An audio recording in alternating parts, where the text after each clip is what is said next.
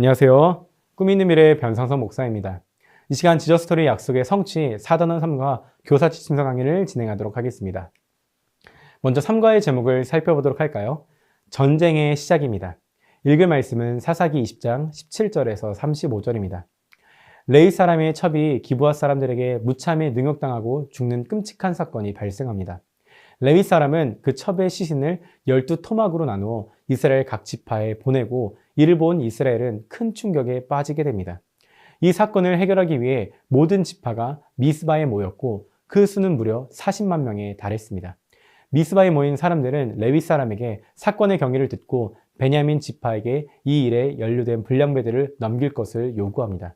그러나 베냐민 지파는 이를 거부하고 오히려 전쟁을 준비합니다.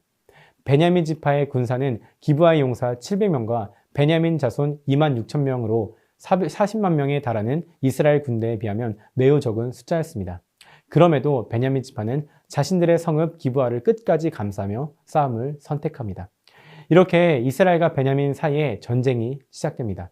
겉으로 보기에는 이스라엘의 압도적인 승리가 예상되었지만 첫 번째와 두 번째 전투에서 이스라엘은 오히려 베냐민에게 패배하게 됩니다.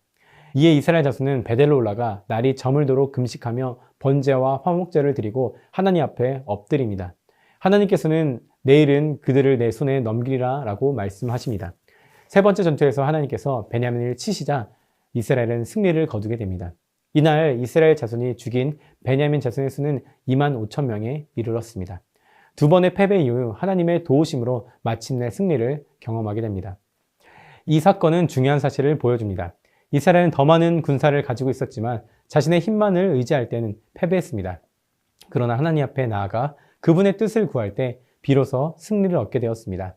하나님은 베냐민의 죄를 심판하시기로 작정하시고 자신의 다스림을 구하는 이스라엘에게 승리를 허락하신 것입니다. 그러므로 우리는 다스리시고 심판하신 하나님을 기억해야 합니다. 하나님은 세상을 공의로 심판하시며 결코 죄를 그냥 지나치지 않으십니다. 우리는 그분의 다스림을 신뢰하며 어떤 상황에서도 하나님께 나아가 그 뜻을 구하는 삶을 살아가야 합니다. 이를 가지고 우리 아이들에게 가르쳐야 할 원포인트를 함께 읽어볼까요? 우리를 다스리신 하나님을 마음에 새겨요. 이어서 우리가 함께 외울 말씀을 다 같이 읽어보겠습니다. 모든 나라 가운데서 이르기를 여호와께서 다스리시니 세계가 굳게 서고 흔들리지 않으리라. 그가 만민을 공평하게 심판하시리라 할지로다. 아멘. 이 말씀을 가지고 살펴볼 사도는 3과 교리는 하나님의 다스림 주권입니다. 사사기 후반부에는 도덕적으로 타락한 이스라엘의 모습과 함께 그들에게 하나님의 공의로운 다스림이 얼마나 필요한지를 보여줍니다.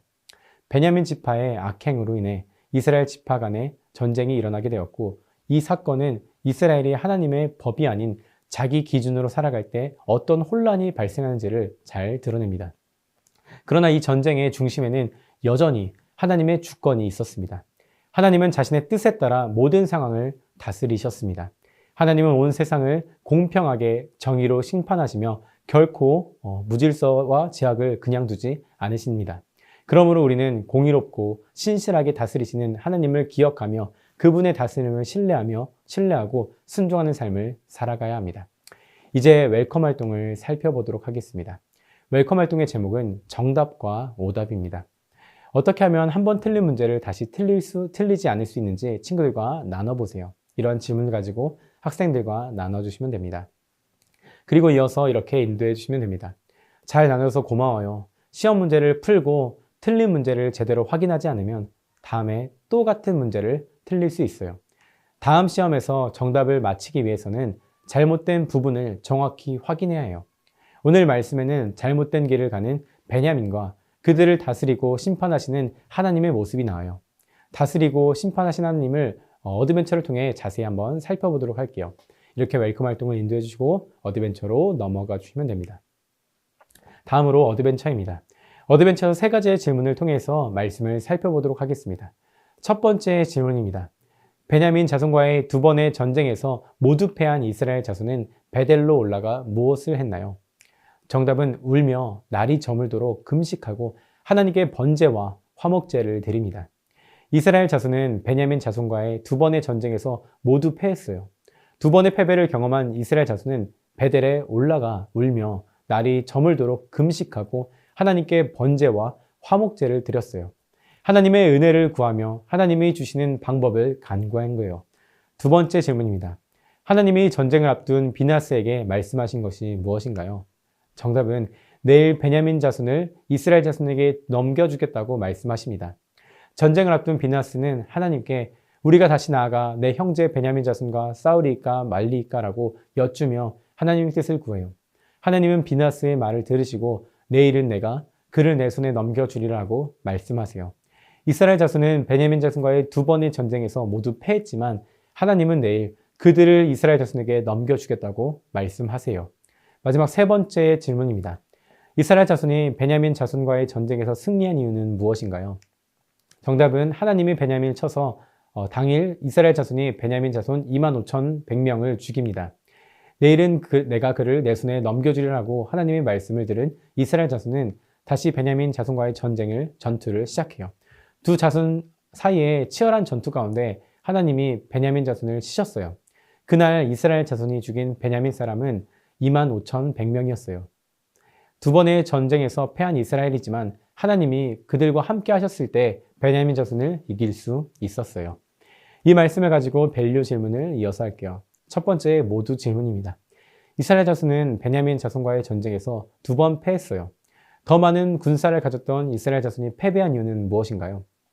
이스라엘 자손은 베냐민 자손과의 전쟁에서 두 번이나 패했어요. 이는 군사의 수가 부족해서가 아니라 하나님 앞에서의 태도 때문이었죠.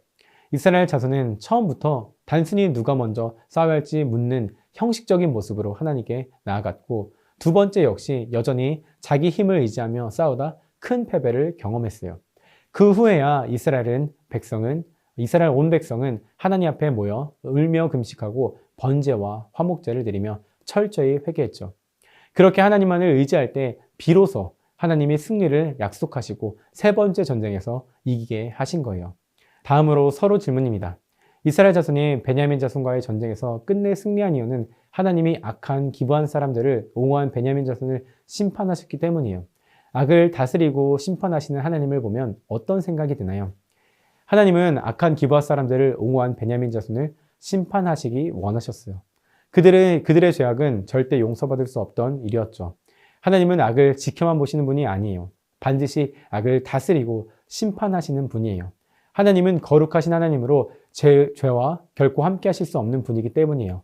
그러므로 우리도 악을 다스리고 심판하시는 하나님의 길, 공의의 길을 걸어가야 해요. 마지막으로 개인 질문입니다.